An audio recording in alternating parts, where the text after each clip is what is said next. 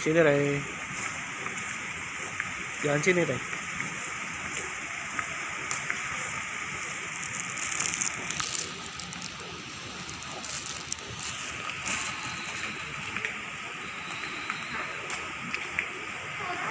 Nah, no.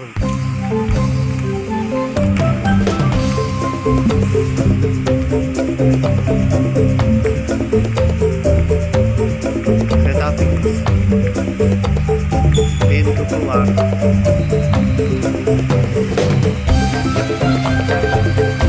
Welcome. Selamat jalan.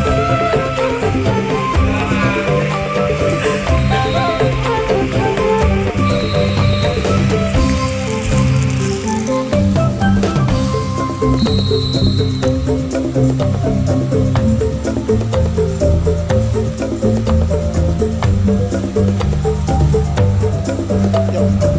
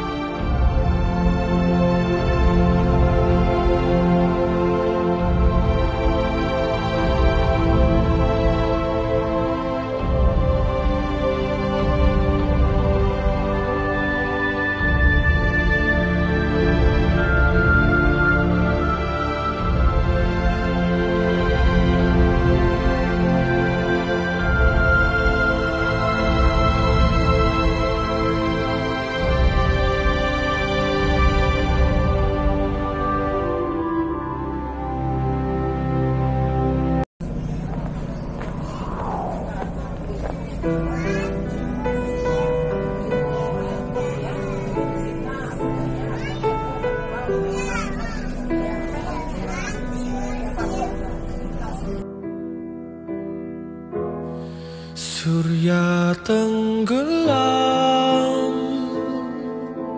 ditelan kabut kelam, senja nan muram di hati remuk redam.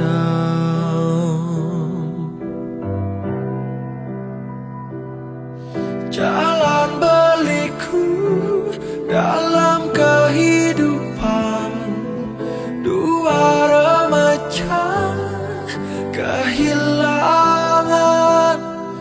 penawar rindu, kasih pujaan menempuh cobaan. Malam mencekam, rembulan sendu rawan, anak perawan menanggung rindu dendam.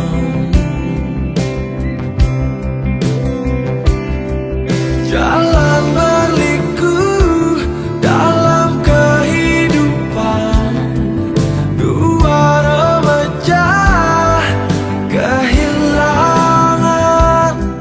penawar rindu, kasih pujaan menempuh cobaan.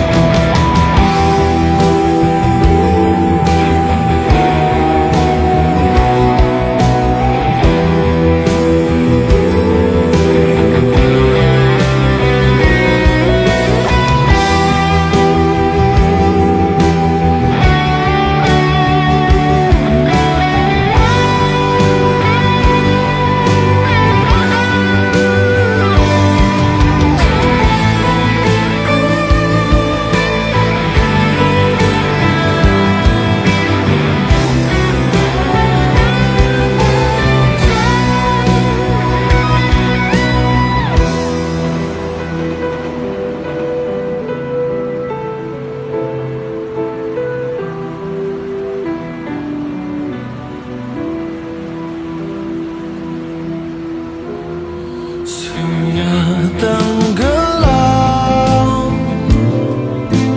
ditelan kabut kelam, senja nan muram di hati remuk redam. Jalan berliku dalam kehidupan dua remaja kehilangan penawar rindu, kasih pujaan menempuh cobaan. Jalan berliku dalam kehidupan dua remaja kehilangan penawar rindu, kasih pujaan menempuh cobaan. Penawar rindu, kasih pujaan menempuh cobaan. Surya tenggelam.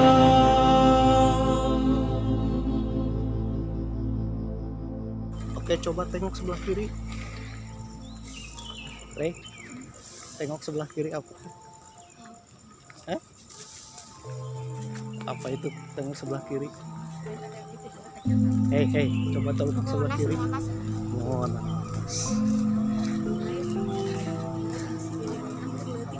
sih tadi kan?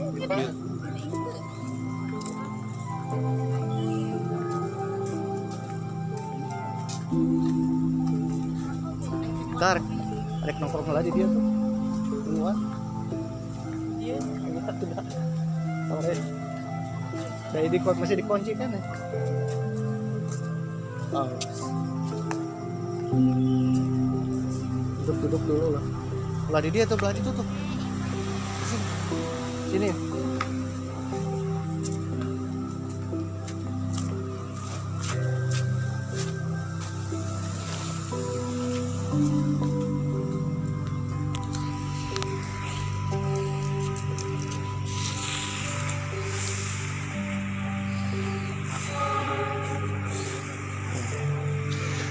Kalau siang mah enak teh. Kalau siang mah enak. Apa enaknya?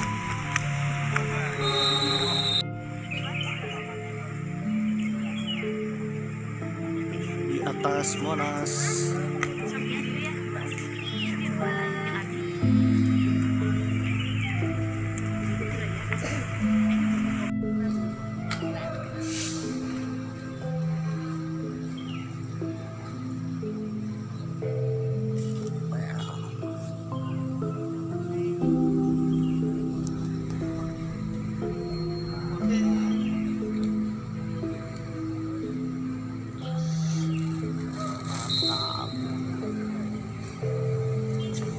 Mantap.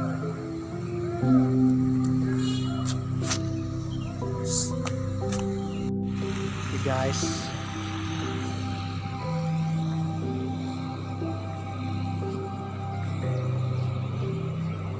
masih belum dibuka.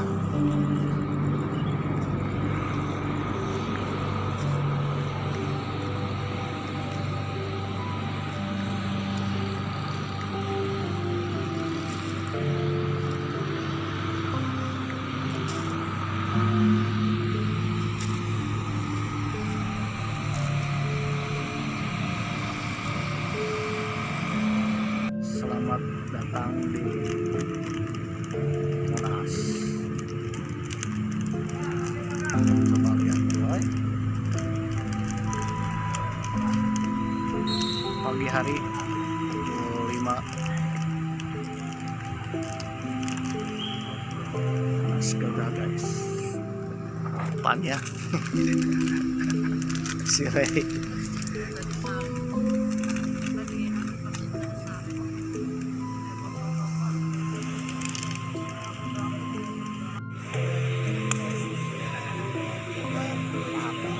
Apa tuan?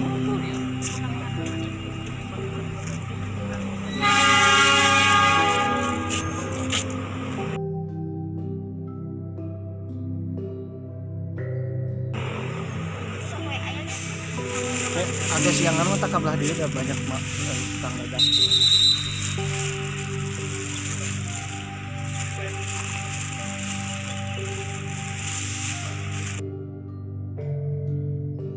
Assalamualaikum warahmatullahi wabarakatuh. Sampurasun. Apa kabar dulur-dulur baraya warga negara Indonesia? Tetap semangat di tahun baru Islam 1446 Hijriah atau tahun 2024 pemirsa. Mungkin video ini tayang sudah mendekati hari proklamasi pemirsa. Waduh, detik-detik proklamasi, detik-detik menjelang hari kemerdekaan. Waduh, gimana nih? Rumah kalian sudah mengibarkan bendera merah putih? Apakah sudah mengibarkan pernak-pernik proklamasi? Atau mungkin di RT kalian sudah mempersiapkan turnamen atau perlombaan atau kegiatan untuk memeriahkan HUT kemerdekaan Republik Indonesia yang ke-79 tahun pemirsa. Waduh. Jadi meskipun kita tidak ikut berjuang ya, tetapi kita harus ya meneruskan perjuangan bangsa Indonesia. Ya simpelnya ketika hari proklamasi kita harus mengibarkan bendera merah putih pemirsa ya, dan juga memeriahkan hari kemerdekaan Republik Indonesia. Oke pemirsa, Mamang meneruskan episode sebelumnya pemirsa, yaitu backpackeran ke ibu kota Republik Indonesia, Jakarta. Sebelum pindah ibu kotanya ke IKN pemirsa. Waduh. Sebelum Monasnya pindah ke IKN. Waduh. Oke pemirsa, ada mitos seandainya kita ya pergi ke Jakarta tanpa melihat Monas, waduh, atau berfoto selfie dengan latarnya Monas, atau naik ke Monas, atau apa ya namanya melihat Monas, itu serasa bukan pergi ke kota Jakarta pemirsa. Waduh. Jadi untuk menunjukkan bahwa Mamang sudah sampai Jakarta ya, Mamang harus selfie dulu di kota di depan Monas supaya menandakan bahwa Mamang sudah sampai ke kota Jakarta pemirsa ya. Jadi Monas ini adalah landmarknya kota Jakarta dan landmarknya ibu kota Republik Indonesia mungkin ketika di Jakarta, karena bentar lagi akan pindah ke IKN pemirsa. Oke pemirsa, sehabis naik kereta api Pangandaran dari stasiun Tasikmalaya ya di waktu maghrib sampai ke Gambir itu tengah malam pemirsa, dan Mamang menginap dulu menginap di ruang tunggu stasiun Gambir pemirsa. Waduh. Dan terkadang Mamang juga tidur di musolanya stasiun Gambir. Maklumlah yang namanya backpackeran kan cari sehemat mungkin untuk menjelajahi negeri. Waduh. Nah, sehabis sholat subuh, Mamang keluar peron ya, keluar boarding pass stasiun Gambir pemirsa. Ya, tapi masih di area pelataran parkiran stasiun Gambir pemirsa. Nah, ketika keluar dari stasiun Gambir ya, terlihatlah Tugu Monumen Nasional alias Monas. Waduh. Mamang keluar sekitar pukul setengah 6 ya, dan masih gelap. Gelap gulita. Waduh, tapi kelihatan indahnya Tugu Monas ya, berkilau bagaikan obor nasional pemirsa. Apalagi pucuknya atau apinya ya itu terlihat api beneran pemirsa ketika malam hari. Itu indahnya luar biasa. Ternyata Monas ini indah sekali pemirsa. Akhirnya Mamang berfoto ria berselfie ria sambil menunggu terang benderang pemirsa. Dan suasana di area parkir stasiun Gambir itu ramai sekali ya. Ada yang naik, ada yang turun, ada yang nongkrong, ada yang ngopi ada yang foto-foto, ada yang galau dan DSB. Waduh. Jika kalian ingin pergi ke Monas langsung dari Tasikmalaya menggunakan kereta api, saran Mamang menggunakan kereta api Pangandaran pemirsa, dan turun di stasiun Gambir. Karena begitu Anda keluar stasiun Gambir itu sudah ada Tugu Obor, waduh, monumen nasional yang penyemangat bangsa Indonesia pemirsa. Waduh. Dan jika kita berfoto ria dengan latarnya Monas, nah, itu menandakan kita sedang berada di Jakarta pemirsa. Terkadang ada gambar Monas di dinding ya, kita selfie. Aduh, hey guys, kita lagi di Jakarta guys. Padahal tidak. Jadi artinya yang namanya Monas itu penanda pemirsa, landmarknya sebuah kota ya, kota Jakarta. Waduh. Seandainya di belakangnya adalah Menara Eiffel, mungkin Mamang lagi di Paris pemirsa, karena itulah landmark. Jadi untuk memulai berpetualangan di daerah Jakarta Raya, Mamang harus berfoto selfie dulu dengan latarnya Monas, Monumen Nasional ya, Tugu Kebangsaan Bangsa Indonesia pemirsa. Kita sudah merdeka 79 tahun. Waduh, Monas tetap berdiri. Kira-kira kalau Indonesia pindah ke IKN, apakah Tugu Monas akan dipindahkan? Oke pemirsa, sambil menunggu terang benerang ya, Mamang kepikiran nih, ada pertanyaan ya. Seandainya Jakarta tidak ada Tugu Monas, apa yang akan terjadi pemirsa? Mungkin kalian akan percaya bahwa Mamang sedang berada di Jakarta. Apa buktinya? Lihat nih ya, latarnya Tugu Monas. Seandainya latarnya adalah Menara Eiffel, mungkin kalian percaya Mamang sedang ada di Prancis, pemirsa. Nah, yang menjadi pertanyaan, seandainya Jakarta tidak membangun Monas, pemirsa, seandainya tidak ada Tugu Monas, kira-kira apa yang akan terjadi, pemirsa? Mungkin salah satu simpelnya ya, kalian tidak akan percaya Mamang sedang di Jakarta. Karena tidak ada bukti landmarknya ya. Landmark kota, pemirsa, atau sebuah ikon kota. Jadi Tugu Monas ini merupakan salah satu landmark atau ikon kota, pemirsa ya, yaitu kota Jakarta. Sama halnya dengan Menara Eiffel ya, dan sama halnya dengan Patung Liberty, pemirsa ya. Menara Eiffel menandakan ada di Paris, di Patung Liberty menandakan ada di kota New York. Seandainya Mamang berfotoria di belakang Patung Liberty, pasti kalian akan mengira Mamang sedang berada di kota New York. Begitu juga dengan Monas, pemirsa. Tugu Monas adalah tugu peringatan nasional, mengutip dari buku Pengubah Monumen Bangsa karya Edi Sunarso Grisambo DKK tahun 2021. Sebelum negeri ini berumur 10 tahun, tepatnya pada tahun 1954, Presiden Soekarno telah menunjuk tim pembangunan calon Tugu Nasional. Seluruh tim arsitek benar-benar memikirkan bagaimana caranya agar Monas bisa menjadi sebagai sebuah bangunan yang bisa dinikmati oleh pengunjung dengan utuh.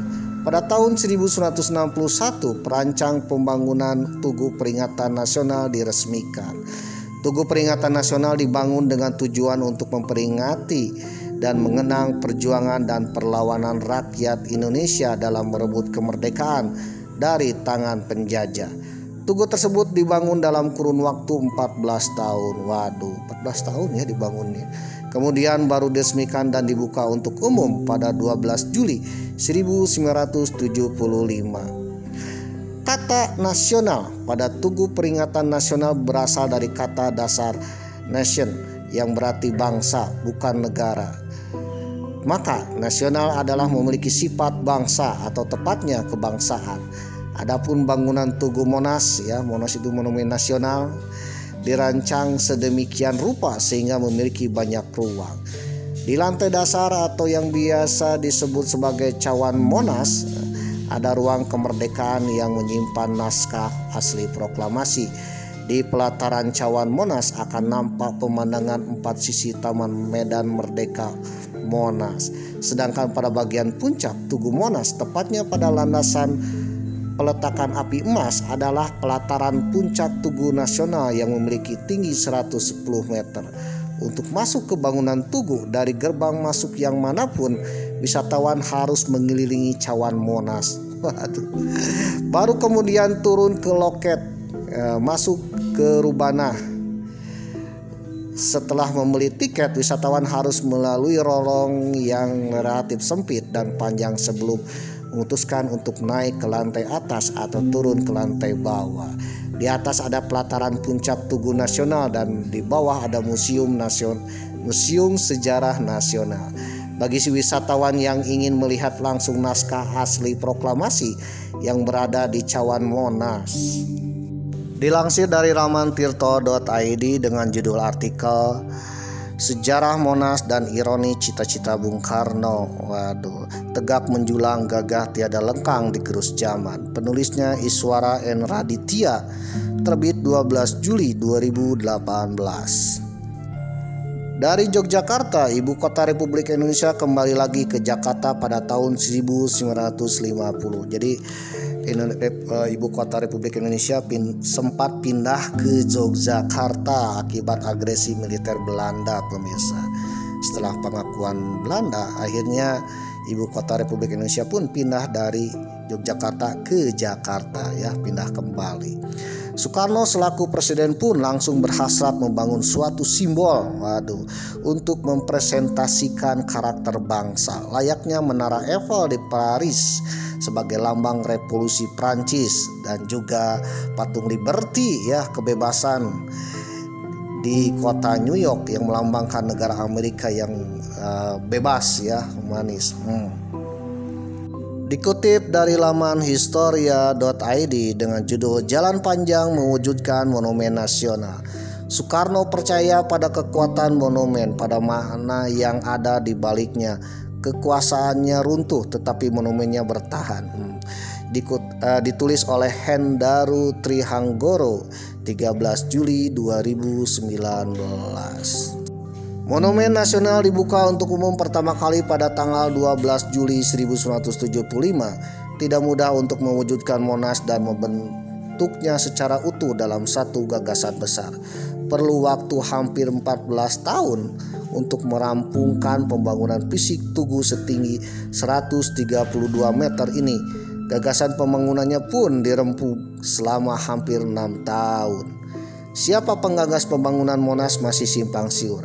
Adolf Heiken, sejarawan Jakarta, dan Solihin Salam, penulis buku Tugu Nasional, dan Sudarsono menyebut penggagasnya adalah Soekarno. Kala itu pusat pemerintahan Indonesia kembali ke Jakarta setelah mengungsi di Yogyakarta selama hampir 3 tahun sejak 1947. Soekarno berpikir perlu ada sebuah bangunan di Jakarta untuk mengekalkan perjuangan bangsa Indonesia dalam memperoleh kemerdekaannya. Presiden Soekarno sudah memikirkan membangun suatu yang monumental seperti Menara Eiffel. Ungkap Adolf Heiken dalam Medan Merdeka, Jatung, ibu kota Republik Indonesia. Menara Eiffel tinggi menjulang melambangkan kebesaran dan pencapaian bangsa Prancis. Dalam bayangan Soekarno, monumen lambang perjuangan bangsa itu juga mesti berdiri di sebuah tempat heroik. Tempat semacam itu telah hampar di wilayah Gambir, Lapangan Merdeka atau dulunya Lapangan Ikada. Tetapi bagaimana bentuk monumen itu nantinya belum terang benar, hanya terlintas gambaran tentang sebuah tugu serupa lingga. Jadi ada gambaran gambaran-gambarannya adalah berupa lingga. Untuk membantu mewujudkan monumen tersebut, pemerintah Indonesia membentuk Panitia Tugu Nasional 17 September 1954. Ketuanya bernama Sarwoko Martokusumo, seorang yang biasa pekerja swasta. Inilah nama lain yang dipandang sebagai penggagas Monas. Cerita termaksud berasal dari Sudiro, wali kota Jakarta yang menjabat 1953-1959, sekaligus anggota Panitia Tugu Nasional. Dalam artikelnya di Kompas 18 Agustus 1971 dan penuturannya kepada penulis Sudarmaji JH Damais dalam karya Jaya Kenang-kenangan 5 Kepala Daerah Jakarta 1945-1966. Panitia menyampaikan rencana pembangunan Tugu Nasional kepada Soekarno. Tugu Nasional bentuknya akan tetap dibuat sederhana, tetapi harus terasa agung, kata Sudiro. Tinggi Tugu Nasional sekira 45 meter. Panitia tak menyangka ternyata tanggapan Soekarno begitu meluap-luap. Soekarno tak ingin tanggung-tanggung dalam membangun Tugu Nasional. Dia menginginkan tugu itu lebih tinggi, lebih dari 100 meter. Ada pula museumnya dan emas murni pada puncaknya. Demikian Sudiro membagi pengalamannya. Di luar dua versi cerita awal gagasan Monas, jalan cerita selanjutnya tentang pembangunan Monas tak banyak perbedaan. Panitia membuka sayembara pembangunan Tugu Nasional pada 17 Februari 1955. Masyarakat boleh mengirimkan rancangan karya Tugu Nasional. Syaratnya, rancangan tersebut harus memenuhi 5 kriteria panitia tentang Tugu Nasional. Panitia menginginkan rancangan Tugu Nasional harus memenuhi apa yang disebut sebagai sebuah bangsa. Tugu juga mesti menggambarkan dinamika, kepribadian, dan cita-cita bangsa Indonesia. Lalu, tugu pula harus menggambarkan api di dalam dada bangsa Indonesia. Dua kriteria lainnya, tugu patut menggambarkan sesuatu yang bergerak meski tersusun dari benda mati. dan mampu bertahan selama berabad-abad. Soekarno menginginkan 1000 tahun berdiri, dan tahan gempa. Semua karya masuk dinilai juri. Soekarno sebagai ketua juri kurang sreg dengan karya-karya tersebut. Panitia pun membuka kembali sayembara untuk khalayak pada 10 Mei 1960. Jadi tahun 1955 ya, ada karya-karya yang masuk itu tidak sreg ya bagi Soekarno. Dibuka lagi 10 Mei. Hasilnya sama, juri menilai tak ada karya yang memenuhi kriteria panitia. Soekarno berkeputusan menunjuk langsung perancang Tugu Nasional yaitu Frederick Silaban dan R.M. Sudarsono. Keduanya arsitek ternama, masing-masing mengajukan rancangannya dan berhasil memenuhi kriteria panitia. Rancangan Sudarsono, Soekarno tertarik dengan rancangan Silaban, tetapi dia meminta Silaban memperkecil monumen agar sesuai dengan keuangan negara. Jadi sesuai dengan keuangan ya, di mana-mana juga pembangunan. Beberapa fungsi ikut pula terhapus, tingginya juga berkurang, tetapi Silaban tidak menyetujuinya dan mengusulkan supaya pembangunan diundur sampai ekonomi Indonesia lebih sehat. Jadi tahun 60-an ekonomi Indonesia ya mulai agak goyang pemirsa.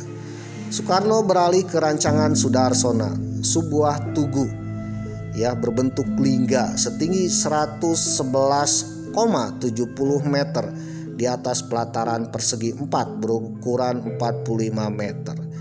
Tugu itu ditopang oleh cawan atau lumpang ya persegi 4 setinggi 17 meter. Di dalam cawan itu terdapat museum sejarah dengan ketinggian 8 meter.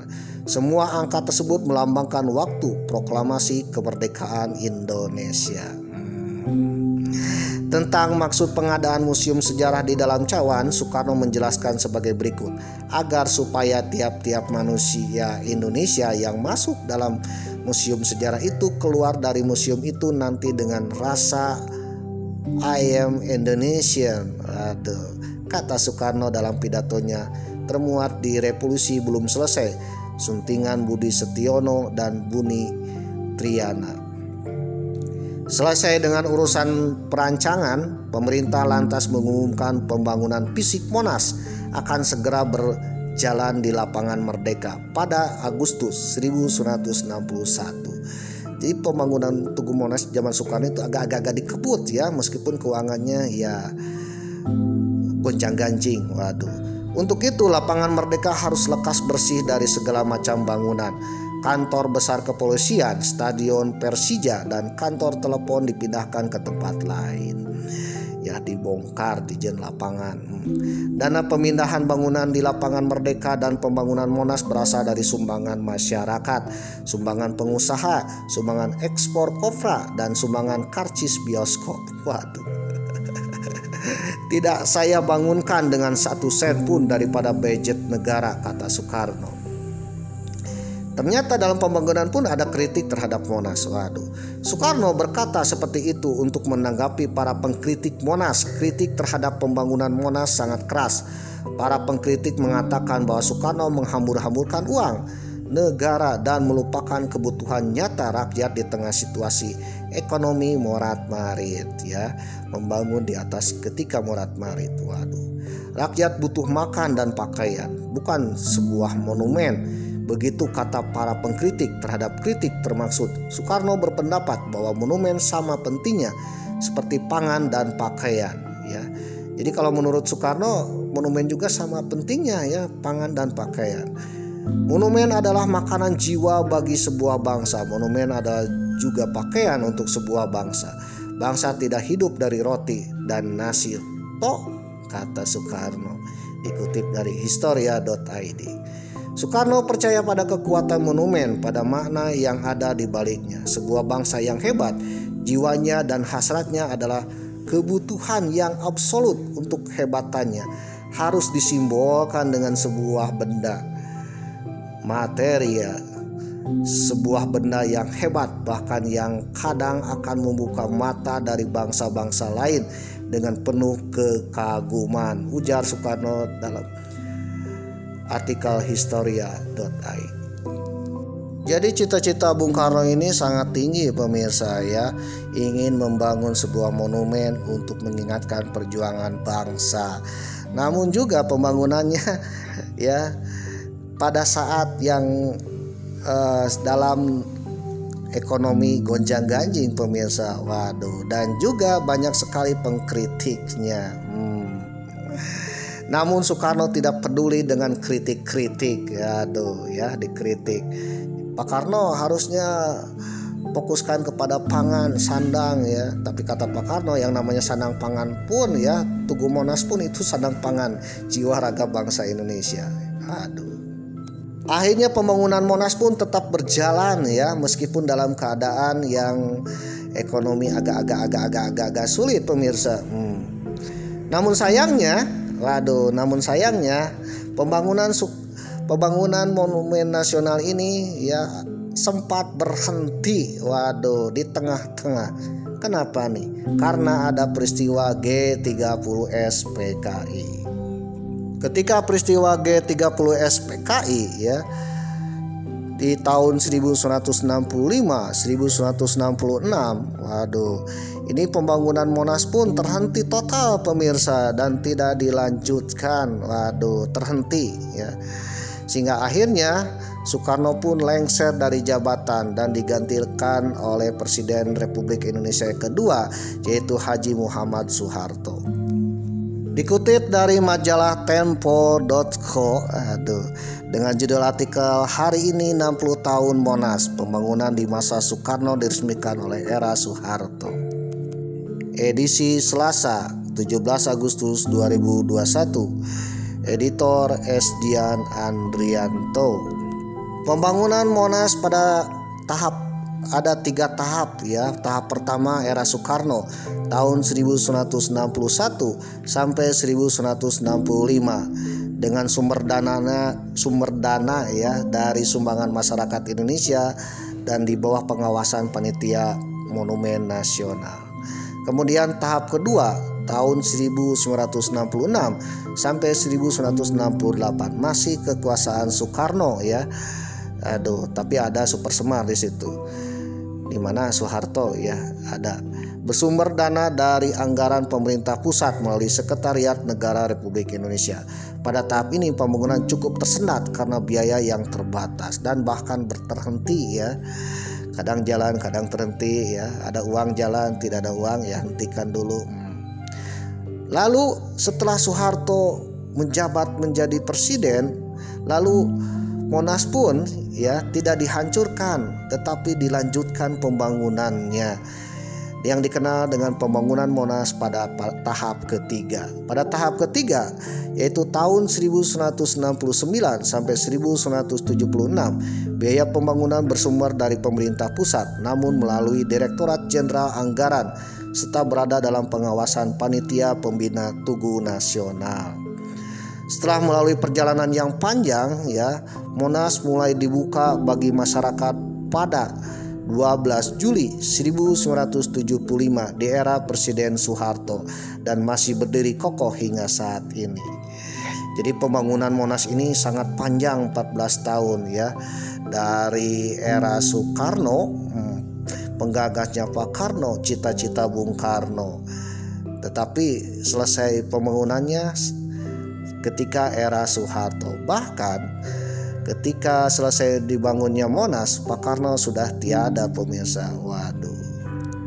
Jadi Monas merupakan bangunan yang melambangkan bangsa Indonesia pemirsa ya. Melambangkan bangsa Indonesia sejak zaman dulu sampai melambangkan semangat bangsa Indonesia untuk kedepannya pemirsa. Mengapa Monas bentuknya seperti Linggayoni pemirsa? Ternyata bentuk Linggayoni ini juga dipakai pada masa zaman dahulu pemirsa, dan itu menjadi inspirator Bapak Bung Karno untuk membangun Monas. Karena Bung Karno menginginkan tugu itu harus sesuai dengan memiliki kriteria dan syarat-syarat, yakni bentuk tugu yang dibangun benar-benar bisa menunjukkan kepribadian bangsa Indonesia, bertiga dimensi, tidak rata, tugu yang menjulang tinggi ke langit, dibuat dari beton dan besi serta batu pualam yang tahan gempa, tahan kritikan zaman, sedikitnya 1000 tahun tetap berdiri, serta dapat menghasilkan karya budaya yang menimbulkan semangat kepahlawanan. Kira-kira ada nggak bangunan seperti itu? Akhirnya terinspirasi dari sebuah artefak kuno, yaitu Lingga Yoni. Dilansir dari detiknews.com dengan judul artikel "Menengok Kembali Masa Lalu Monas, Misteri Lingga Yoni dan Bung Karno". Ternyata bentuk Lingga Yoni ini adalah sesuatu kekuatan, pemirsa. Waduh. Soekarno mendapat inspirasi tersebut dari artefak yang ada di Candi Sukuh di Karanganyar, Jawa Tengah. Dia menyebut Candi Sukuh merupakan salah satu monumen yang dibangun pada zaman Hindu. Pada waktu itu monumen itu pencerminan dari jiwa besar Indonesia, ujar Soekarno dalam pidato saat peletakan batu pertama pembangunan Masjid Istiqlal 24 Agustus 1961 yang dikutip dari detiknews.com. Tugu Monas ini menyerupai artefak Lingga dan Yoni. Lingga merupakan simbol kejantanan seorang pria alias Palus, dan Yoni sebagai simbol perempuan atau kesuburan. Jadi perempuan dan laki-laki disatukan. Dan artefak Lingga Yoni ini ya banyak ditemukan di seluruh Indonesia, terutama pada masa zaman Hindu-Buddha, pemirsa ya. Jadi ketika pembangunan candi beragama Hindu-Buddha pasti ada Lingga dan Yoni. Bahkan ketika pembangunan keraton atau kerajaan zaman Hindu-Buddha, pasti di depannya, di alun-alunnya ada Lingga dan Yoni, pemirsa. Pasti ada unsur Lingga dan Yoni sebagai monumen penanda ya, mungkin juga sebagai raja lah. Aduh. Selain itu juga artefak Lingga Yoni juga ditemukan ketika pembangunan keraton pada masa kerajaan Islam. Salah satunya Keraton Pajang, pemirsa. Di depan Keraton Pajang ada artefak Lingga dan Yoni. Padahal kan Islam. Ternyata artefak Lingga Yoni ini merupakan salah satu artefak yang sangat penting pada masa lalu sebagai penanda pembangunan sebuah kerajaan, pemirsa. Dalam Tugu Nasional Laporan Pembangunan yang diterbitkan tahun 1978 disebutkan, selain lambang kesuburan pria dan perempuan, bentuk tugu itu melambangkan juga alu dan cawan, alat penting yang dimiliki rakyat Indonesia khususnya di pedesaan. Alu dan cawan ini kan untuk menurut padi ya. Bisa pula tugu dan cawan itu berlambang negatif dan positif, siang dan malam, baik dan buruk, dua sisi yang selalu abadi di dunia, atau dalam budaya Tiongkok dikenal dengan yin dan yang ya. Jadi Pak Karno ini juga selain membangun, juga pembangunannya ya, tugu tersebut harus berdasarkan kosmologi, pemirsa. Selain melambangkan Lingga dan Yoni, selain juga artefak Lingga Yoni, ternyata apinya juga mirip dengan keris, pemirsa ya. Itu melambangkan keindonesiaan. Dikutip dari detiknews.com, ada arsitek bernama Yuke Ardiati ya. Beliau menyebut karya-karya arsitektur Soekarno banyak menonjolkan sisi keindonesiaan. Tentunya keindonesiaan pada zamannya. Salah satunya adalah bentuk Monas dengan sama dengan Lingga Yoni yang dipakai oleh seluruh kerajaan di Nusantara untuk membangun keraton, pemirsa. Ternyata pada zaman dahulu untuk membuat keraton, membangun keraton, membuat pusat pemerintahan, itu pasti ada unsur Lingga Yoni, bahkan ada tugu Lingga Yoni. Konon artefak yang mirip dengan Lingga Yoni ya, dipercaya bahwa Lingga Yoni ini sebagai lambang kekuatan secara kosmologi, sebagai penanda kekuatan sebuah negara. Sehingga dipercaya kenapa Bung Karno membangun Tugu Monas mirip Linggayoni, itu untuk mempertahankan kemerdekaan Indonesia secara kosmologi, secara adat dan budaya leluhur bangsa Indonesia.